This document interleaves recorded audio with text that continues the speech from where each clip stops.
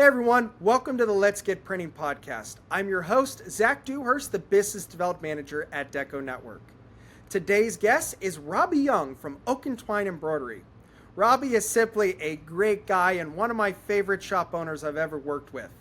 Robbie is very unique in that he actually manufactures some of his own products overseas as he specializes in healthcare scrubs.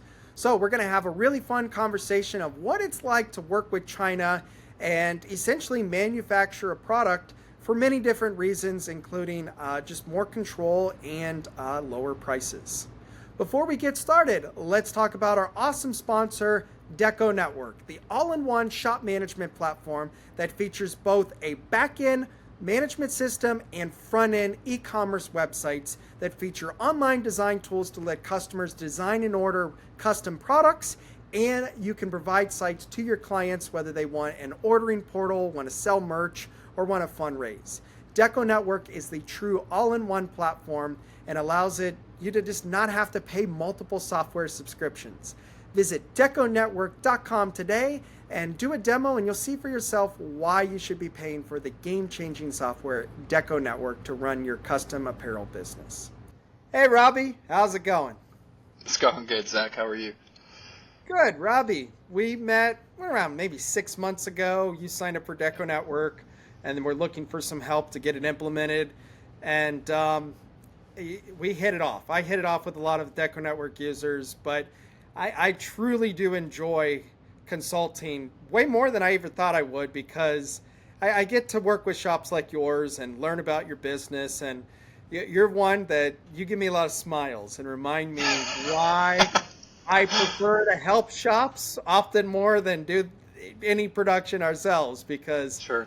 my guys do it, and it's not my passion anymore. I love to help shop owners like yours. And Twine, I mean, you had a lot going on, but at the same time, I loved how targeted you were. I think that is something that's so important in our industry. There's a lot of opportunities, and you know what you want to do, and your goal is to maximize that, not necessarily just go all over the place and hope that something hits. It's all about being targeted. And talk to us a little bit. What is Twine all about? Yeah, so Oak and Twine, I've been doing this now for 3 years, coming up on 3 years. And we started off mainly being embroidery. That's still kind of our main focus when it comes to in-house decorating. We do some DTF work as well, where we can apply them, and then we can do screen printing as well. We're heavily focused on the apparel side. But we also do the promo side, just like everybody else does in the industry with the ASI. We're currently under ASI. I started this business kind of with a medical background, and just kind of stumbling into scrubs, if you will. And we've kind of grown the scrub industry. It can be very complex. It can be very detailed. A lot to learn, I guess, dealing with scrubs. But that's kind of like our main bread and butter. That's our main money maker, if you will, for the business. And we're able to lock in medical contracts. And we've just seen tremendous growth over these 2.5 years. We're now in a commercial space. We can warehouse, fulfill stuff for companies. So when companies reach out to us and maybe they have multiple locations all over the Southeast, we'll decorate their apparel, warehouse it, and ship it directly to them, to their physical locations. A lot of companies now, their marketing person's hauling them from Nashville to Asheville to all these different locations, whereas we can kind of do all of that for them in the fulfillment side of things. That's just a little bit about kind of Oak and Twine and what makes us special. I mean, will you take a custom order for anybody? But really, when you're trying to market to somebody, it's going to be in the healthcare industry. Is that kind of a fair statement? Yeah, so here in Chattanooga, I really put an emphasis. I actually moved here, started the business all at once, right? So The local business will always be a focus of ours, because when you get into the medical contracts, they're all net 30s, net 90s, net 120s. So I knew immediately right off the bat, okay, we've got to stick to local business because that helps us with the cash flow of things. And then as well as once we grow the local business, then we can also move on and chase bigger and bigger contracts. But we do take, your sports teams orders down the street. Your rec ball teams, we take all of that, but at the end of the day, it's just kind of a fair balance, right, Zach? There's contract decorators, there's retail decorators, it's kind of, again, dissecting it a little bit in more detail, but there's local business that we get, there's national business contracts, medical contracts we get, but it's kind of balancing all of that to make the business successful. Yeah, hey, diversification is never a bad thing, typically. Just diversification, not distractions, because that's what I do. I get distracted. It's like, oh, that'd be fun to do. Question is, does it make money? Is it an easy client to work with, and so forth? Because there's opportunities. Just because you can doesn't mean you should always. So talk to us a little bit more, Ben, about your medical background. What exactly? Because I mean, if I recall, you were a college baseball player, right? I was, and believe it or not, I do have to give credit to my dad. I was a college baseball player. I always knew I wanted to be an entrepreneur. I actually did a video for social media, for our own social media, last night, talking about my desire to be an entrepreneur. I would play hours of Monopoly, right? And I just loved it. So it kind of just morphed into that. So I went and played. I was a business and communication major at App State. Played Division I baseball. And one of those evenings, probably around my senior year, long story short, my dad bought an embroidery machine to do his apparel for his own company. Well, he started getting a lot of outside orders, and I received a call, and he's like, hey, this could be a really big opportunity for you. If you want to make this into a business and run with it, you go right ahead. As long as I can continue getting some apparel through you, you can make it into a business. And that's just kind of what I did. And once I got done with baseball, we also moved to Chattanooga at the time, so it just made sense. And I had zero book of business. I had to meet and greet and shake a lot of hands, and that's just kind of what I did. And again, where did the medical background, though, kind of come in? Was that on your dad's side, or? Yeah. I'm sorry, I completely bypassed your question. Yes, so my dad's business was actually, he's been in the healthcare industry, specifically nursing homes, all of his life. And so we do have, between the both of us, we do have a lot of medical, nursing homes, assisted living contacts. And so that's just kind of the list of contacts that I've started kind of going down and building out my network. So yeah, that's kind of what got me going down that path. And he actually, again, since his was a nursing home, his uniform per se was scrubs. So there was already that connection. And then I kind of pursued it further, right? Because your Sanmars, your Alphas, your SNS, they all have scrubs too. But I kept going a little bit further. Okay, we can do this overseas. We can do this a lot cheaper, even than your Sanmars, even than your SNSs. You can do custom colors, all that. We'll get into that. But yes, he was kind of the first person to push me down that direction. And it's a great industry to be in. Like, I wanted to be an entrepreneur. I was in college. I mean, I can remember the day I graduated from Ohio State, and I'm watching a Buckeye football game, and I'm stumbling upon Sanmar's site, and I find DecoNetwork. And I had just started my business, and I fell in love and so forth. But I always wanted to be an entrepreneur, and T-shirts, apparel, really, it's not going anywhere. You decided, what market are we going to target? Well, we're going to target, the healthcare. That's a pretty good recession-proof industry. I don't think people are going to all of a sudden, we can't afford the scrubs anymore. I guess we'll wear the cotton shirts that don't carry all the germs and bacteria. No, I mean, and wasn't until just a couple of years ago that Sanmar really actually even started carrying scrubs. I mean, it used to be you had to go through a scrub authority or somebody, and I mean, I've even spoken to them, and they even hit I can tell you right now, Scrub Authority has the same inventory problems as a lot. Because Yep. I think you make a great point. Scrubs are not t-shirts. These Yep. are different types of products. And there's times where somebody could just wipe out that inventory, Yep. and now everybody's hurting for it and so forth. And who knows what that was like 4 or 5 years ago. I mean, Yep. and what I find interesting though, and I'm intrigued what this percentage is. When I think of scrubs, I don't think of any decoration. When I think of a lab coat, I think of the cursive signature that looks better than the doctor's actual signature. It's like, I don't think Sure. you ever find it that well. But so when it comes to scrubs, what percentage of them are you actually decorating? Well, that's a great question, Zach. So that's part of our selling pitch, right? So a lot of these companies that we're meeting with, they order blank scrubs, and our sales pitch to them is, look, you can get blank scrubs, or you can get our scrubs at a great price, fully decorated.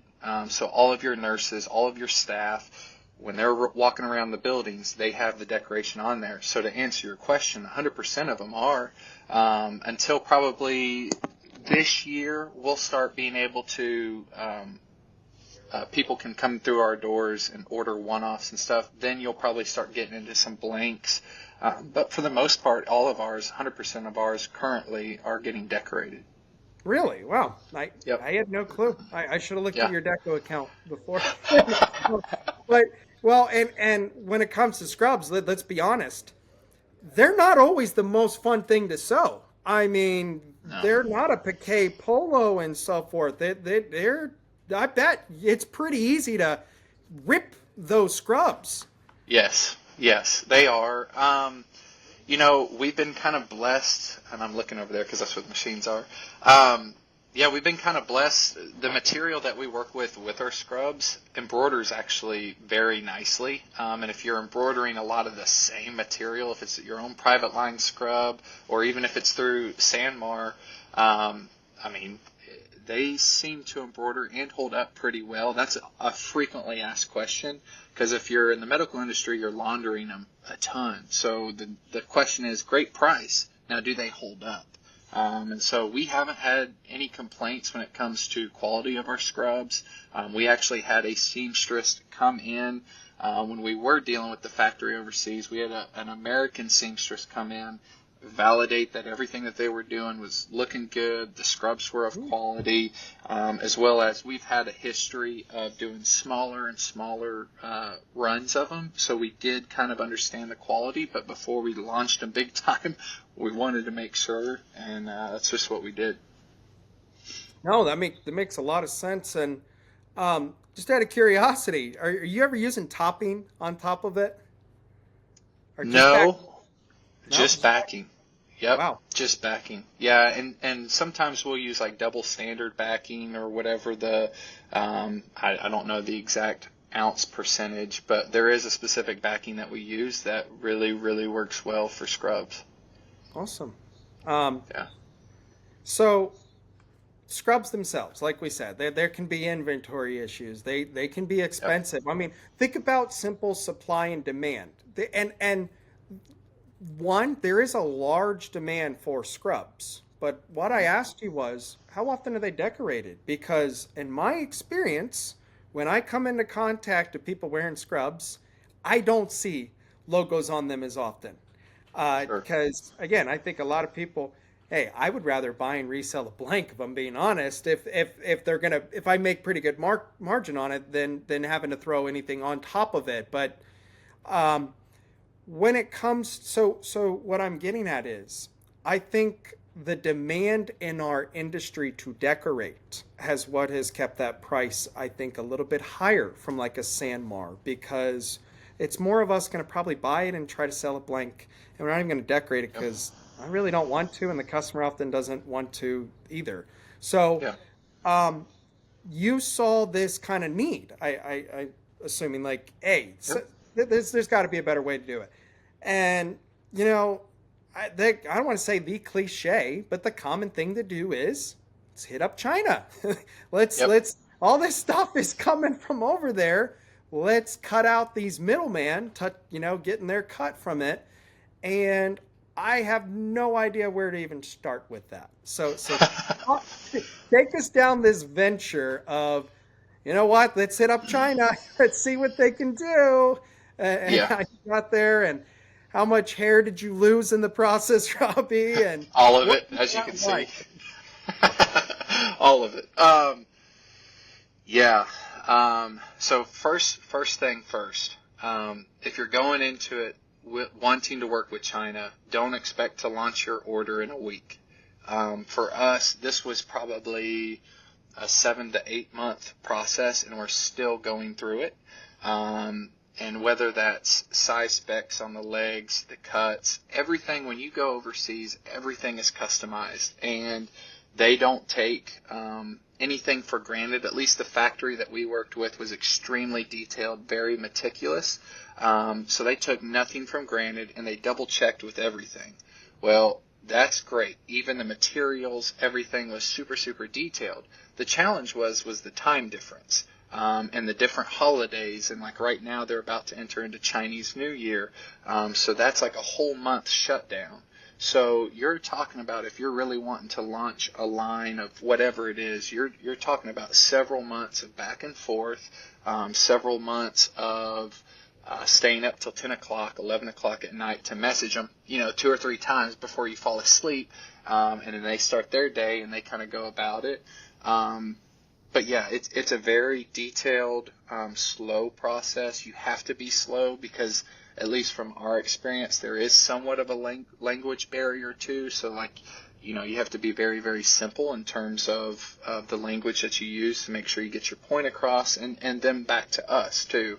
But yeah, I mean, it's a detailed process. And it's a long process. So don't think you're just going to go into it and be like, hey, I want 100 scrubs, tops and bottoms. Let's get it going. What's your best price? And speaking of price, it's a whole negotiation process as well. And I guess kind of long story short, and I know we're kind of ahead of ourselves, but let me back up. So I got connected with a business here in Chattanooga that manufactures mountain biking clothes. Okay. They do that in China. And so one day I went in and met with them, and I said, hey, if you're manufacturing in China and you're doing kind of that performance wiki material, surely this factory can also do scrubs. And so he kind of got me connected with this factory overseas because it was the factory that he used. So long story short, he just said, look, Robbie, you have to realize they're a business too. And you're going to have to negotiate with them, and you're going to have to negotiate quantities because different quantities are different prices. And then you also have to sit there and play kind of hardball at the same time and say, look, there's a lot of factories in China I can go to, so please give me your best price. So again, bundle all of what I just set up, and you'll quickly get to that 6-month, 8-month process. And what did you do? Did you go on Alibaba? Custom scrubs. Because that's all I know. How do you contact China? Alibaba. Yeah. No, it was just kind of through that mutual contact that bridged the gap. And as far as pricing, I don't know. I mean, I had some insight into Sanmar pricing with the wholesale stuff, and so I knew roughly the ballpark. And I also kind of knew, just kind of through common sense too, that if we're manufacturing our own, Sanmar doesn't manufacture their scrubs, so they're taking a cut. So I knew that there was some little wiggle room there to say roughly the ballpark they should be at. And I could be getting ripped off. I don't know, but I don't think so, based off of just kind of the loose research that I did. So what is the average lead time now that you have this? Again, there's holidays and other things, but what's an average? I'm going to place an order today. How long is it going to take to get to you? Simply put, what's your margin? And I say that because depending on the margin you're trying to get for garments, right? So there's several ways you can get them here into the United States. You can fly them or slow boat them. If you're slow boating them, that's going to be about 3 to 4 months. If you're flying them, they could be here, I think, roughly in 10 days. But you're looking at almost I mean, the math doesn't even equate. Like you're talking about slow boating them here is just call it $100. Flying them here is probably like $500. So there's a huge difference. And then you have to start, we have an international broker that we go back and forth with. Then you kind of have to negotiate with them and say, hey, here's our weight, here's our dimensions, here's our specs of everything, here's how much all this is.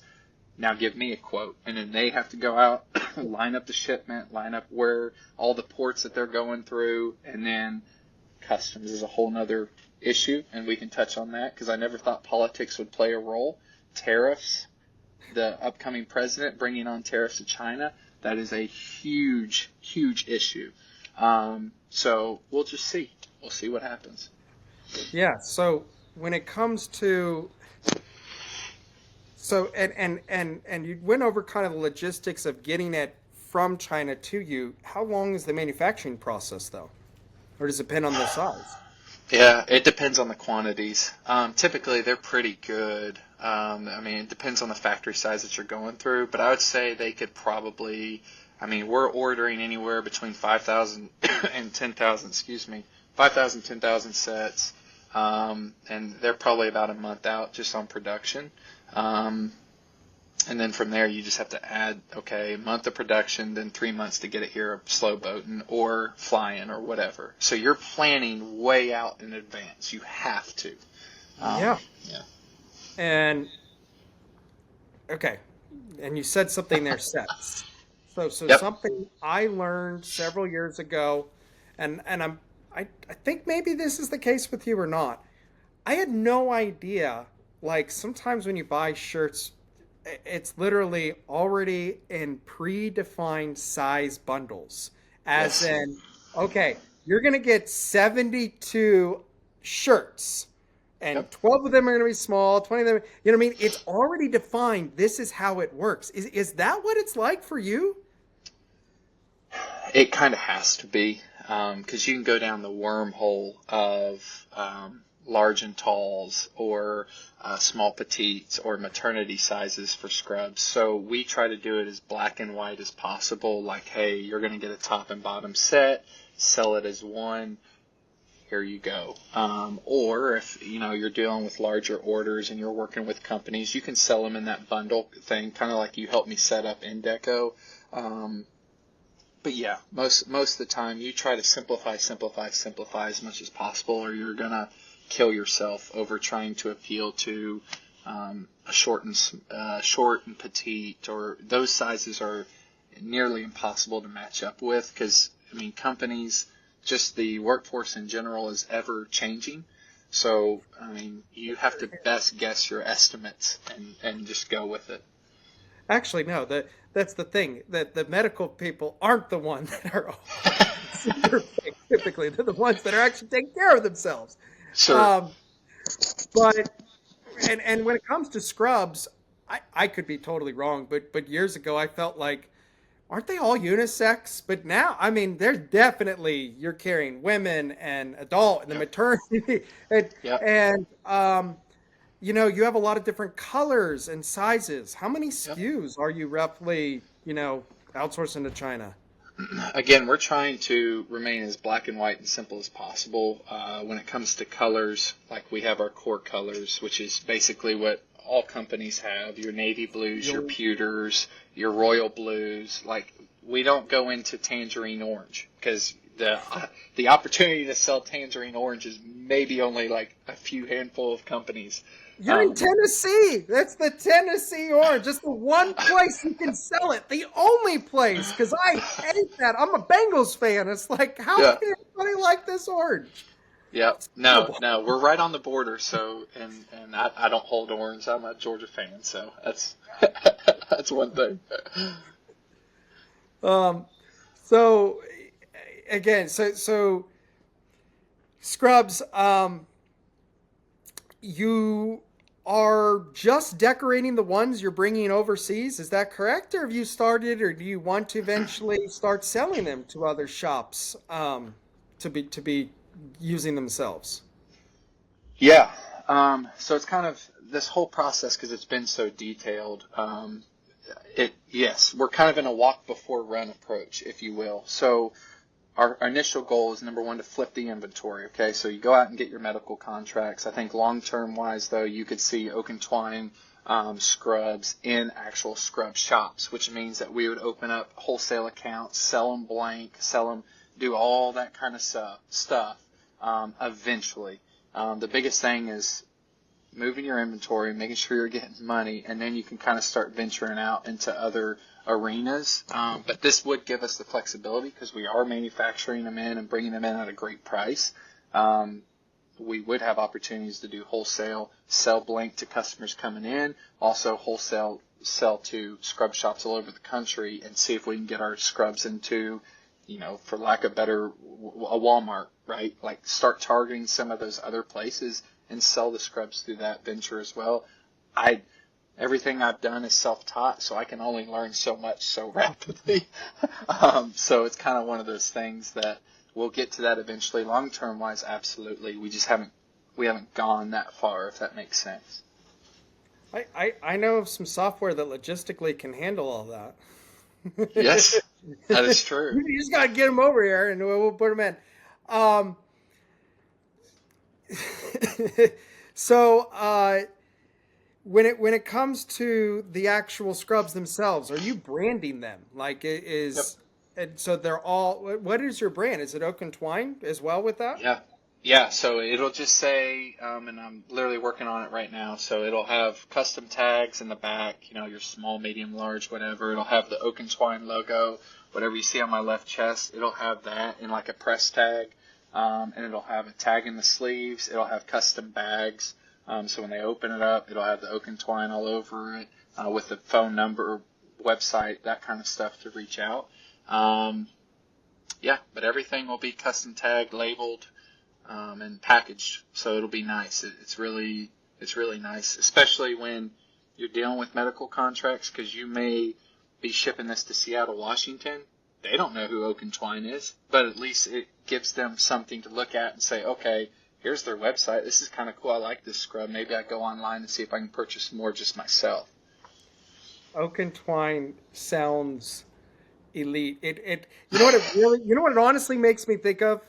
I really like the Wolf of Wall Street, and it's like Yep. when that lion logo and just Oakmont Stratton, like it just sounded and looked legit. Not to say you're not legit, but Oak and Twine, love the brand and the message and so forth. Talk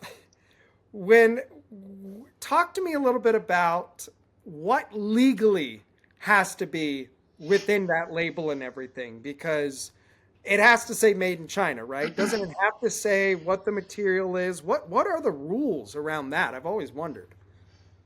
Zach, that's a great question, and that's something that I'm still discovering, what is and what's not. I mean, because sometimes, and this is no offense to anything, but I mean, sometimes when you're dealing with factories in China, they can cut corners, right? So you have to be very, very careful with what they tell you. And then once they tell you things, then you have to do your own research. So legally, I mean, you're going to have to put the size, of course. You're going to have to put made in China. A lot of that kind of stuff is, I'm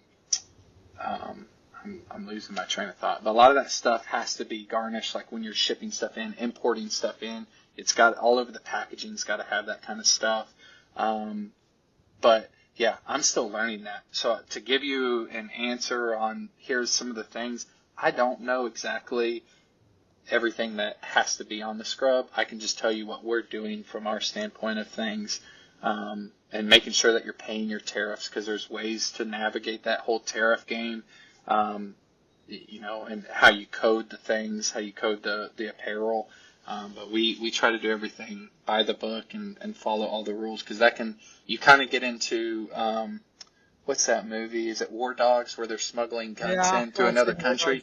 Like Jonah Hill and yeah, it can be like that if you're not careful. So you really have to check off all your, your guidelines and stuff that a lot of the broker deals with too. So you don't have that liability, but you better listen to your broker and follow all of that. So that's the key right there, is to work with that broker to help you get this from here to there, because Yep. I would have no clue. Yep.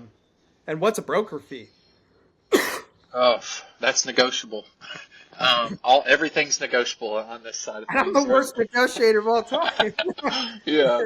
Um, it's kind of the Wild West. We use a broker who we've used since the beginning, so he's very nice with us. We've had great experience with him. But I'm assuming it's probably a 30-40% cut on top of how much it actually costs. But that's just kind of I'm actually next door to a logistics company. We don't use that logistics company, but I've gone to them to ask things, and that's roughly what they've told me is about a 30-40% cut for shipping and lining everything up. I mean, we have a online portal that literally you can track the shipment from all the Chinese cities that it goes through Hawaii to California. I mean, it shows everything and where it exactly is in that moment. And so you can just see, like our one shipment that we did last year, I think it had like 6 or 8 stops. And every stop, it could be in a different country. It could be, it's crazy. Is most of it coming into Long Beach? That's a good question. I would have to go back and look. I don't know. I don't know exactly the port it comes in, because sometimes too they'll fly it. Yeah. Last year it actually flew into Atlanta to Chattanooga. So it bypassed. I think it even went to Dallas first, Dallas to Atlanta. So it just varies. It depends on how you ship it. I just outsourced. It was actually DecoNetwork's new booth display for the trade shows, and I went through China for it, and it's amazing how quick and what's different. And I don't have a choice, but somehow they're getting this to me in 5. Actually, no, it ships today, Thursday. It'll be in California on Monday, and I don't know how that's possible, but they charged us couple $100 for it because that was the only option. They only fly it. But again, people have outsourced to China for a long time. In our industry, I feel like DTF really gave a lot of us more confidence in working with China all of a sudden. I mean, really it did, because all of this DTF equipment started from China. And our industry's never really gone that route. You could buy Chinese heat presses, so forth. You just don't see much of that Chinese-made equipment at trade shows and so forth. And there's always going to be pros and cons with working with China. Price is always, one of the things I felt like with DTF initially, it was hard to always get consistent quality film, because they always thought, oh, you want it cheaper, and it was like, you guys realize this is cheap enough already? We just want it consistent. And sometimes it's that's like the hardest thing in my experience. Like, we'll pay more. That's okay if you just be more consistent. But it's a lot of people have the similar experience as you, Robbie, of just like it takes some time to learn the ropes, but they can be very nice and easier to work with. You're gonna have to stay up later and so forth. But a lot of things, I feel, once you get relationships established, a lot of times they can naturally just run themselves, and there's not a lot of hand holding so much. It should be like working with me, Robbie. I got you jump started, and then once in a while you got a question. It's like, okay, I'll just ask Zach. That's what it's like when things work correctly. So you're in Chattanooga, Embroidery. You outsource DTF. I'm so out of what goes on in my own shop. I totally forgot that we actually print Robbie's transfers. My guys are like, we love Robbie. He's so nice. I'm like, I totally forgot you guys knew him. So on top of Embroidery, DTF, what else? Promo. So there's something, and again, it's really changed in the last handful of years, where promo products, and when we say promo, we all forget this is a promo product. It's branded, right? Well, it's a promo product. We don't think that way. We think branded pins. That's what we think. We think of that. It's a hard good. Well, for years and years, the people who sold these primarily didn't have any equipment, and they what we were called a promo distributor. And a promo distributor is not a decorator. That's like the distinction. You're a distributor or you're a decorator. And pre-COVID, it felt like everybody, and again, I had a lot of conversations with shop owners before COVID. Most of the, not many of us were doing promo. It was, I would say, maybe 10%. Those who did promo primarily, they're just ASI, Sage. They don't touch anything. They outsource. Since COVID, and again, it's just kind of common sense. You drop off the scrubs, and it's like, do you do stress balls? And it's like, no, but I probably could, and I really want my competition to get that job. And so that's been a big change, and it's kind of like, gosh, this makes so much sense. And it's something I've seen in the industry where post-COVID, I bet 30% of Deco users, and this could be a random number, probably offer promo in some capacity. And again, pre-COVID, I bet that number was 10%, and it just keeps climbing. And I think it's going to get to the point in the next couple of years where if you're going to be a one-stop shop, quote unquote, or if you want to help your customers, you have to have promo sources. And guess what? Your customer does not care who decorated it. Your customer doesn't care who manufactured a product necessarily. All the Sanmar stuff is probably come from China too. So it's not like think of it that way. Like, how often are we opening the tag and look who made, this was made here, this was made there. We all know it was made outside of this. Most things were made outside the States. So why do we look at decorating really? It wasn't decorated in Tennessee. It was decorated in Florida. Those, nobody cares. And you and I aren't going to buy a machine that is set up just to do this pilot pen. A promo product supplier, those who actually do the decorating as well as supply the good, they have machines dedicated to each type of product. That's what makes them efficient. And it's all about volume and so forth. So promo products, it does a lot of things. It helps employee morale. It's a giveaway that somebody can give to people coming by.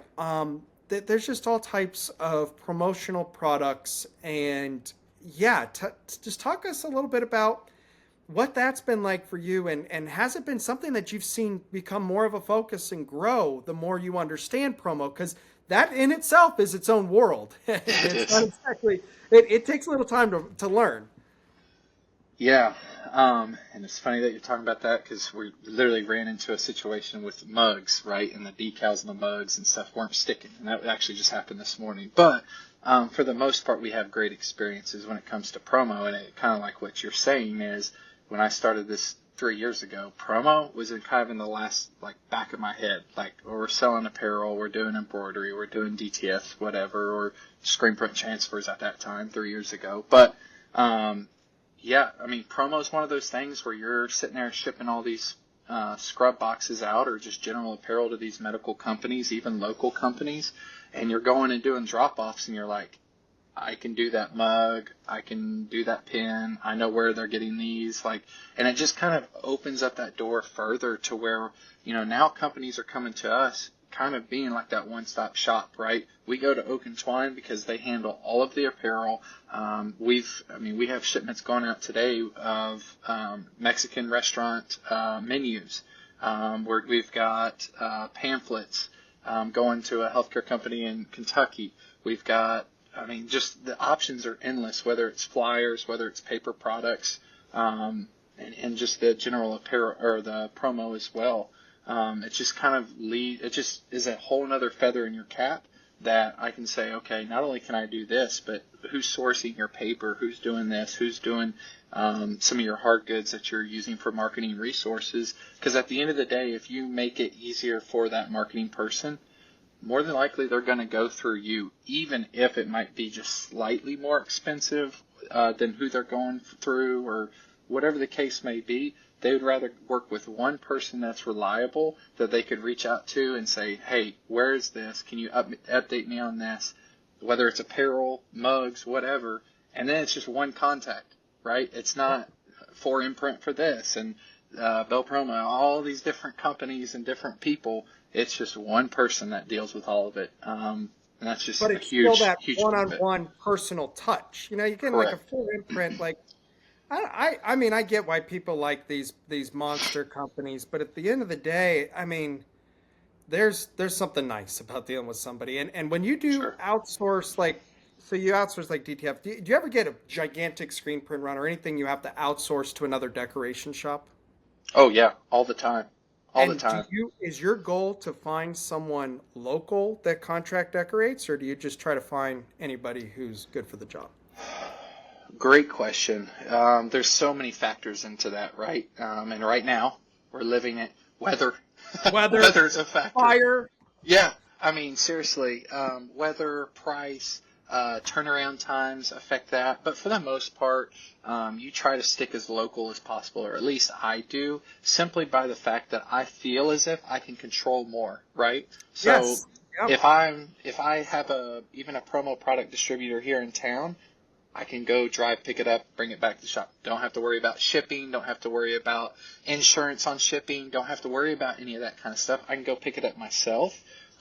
So again, there's just little things too. And I feel as if the local companies that know your company and know your company's reputation, they're more willing to work with you than these huge, huge companies in Florida or in New York that's never heard of Open Twine. They don't know. You're just another fly on the wall to them. Like, yeah, they'll take your business, but you don't have that super genuine relationship with them. No, I mean, I've got a they have 450 heads of embroidery, 16 autos, and you don't get the time of the day unless Yeah. you're spending crazy amounts of money. I would much rather work with somebody who has an auto across town Yep. that'll treat and just and I love our industry in that sense. We don't look at each Yeah. other like complete enemies. We pick each other up. There's so Yep. much business to go around. You have a niche, you know, you could work with schools. I'll tell you what, you're not Yep. missing anything, Robbie. Exactly. Yeah. You're not missing anything with that market.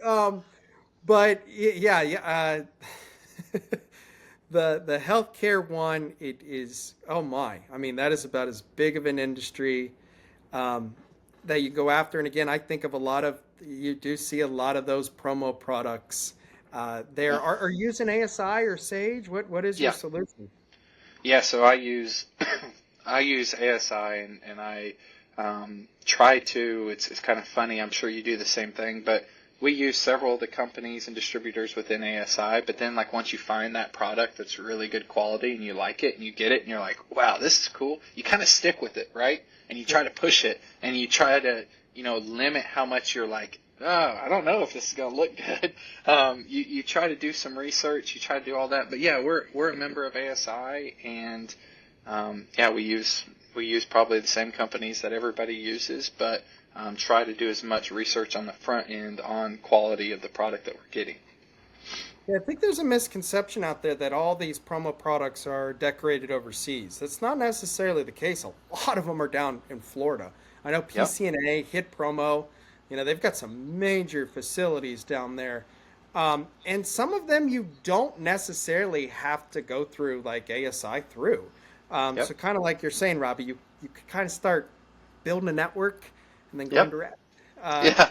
Because what you need with the flexibility at times is that random request. But when you are focused on your industry, your requests become more and more common, and you've already found that solution for Yep. them Yep. for it.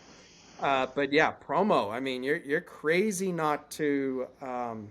I think be offering it or considering or at least asking your customers. Do you Yep. ever order this? Do you need this? And every time you say no, you give them a chance. For the longest time, I tried to avoid buying from Amazon. I didn't want to do it. I didn't want to do it. And guess what? Amazon is not the cheapest a lot of the time, Robbie. But what Yep. is it? It's the most convenient. It Yep. really is. It is the most convenient, and I love that I can return something if I didn't like it. That it's Yep. the peace of mind as well. And think about it. I mean, again, Amazon, it's simple. Are they the cheap? I'm telling you, they're not a lot of the time. But gosh, you as a consumer, God, I don't know. It's like walking into Kohl's. Every time I walk in there, everything's on sale. It's like, no, it's not. It's just priced correctly at this point, but Yeah. it's consumer behavior. It is.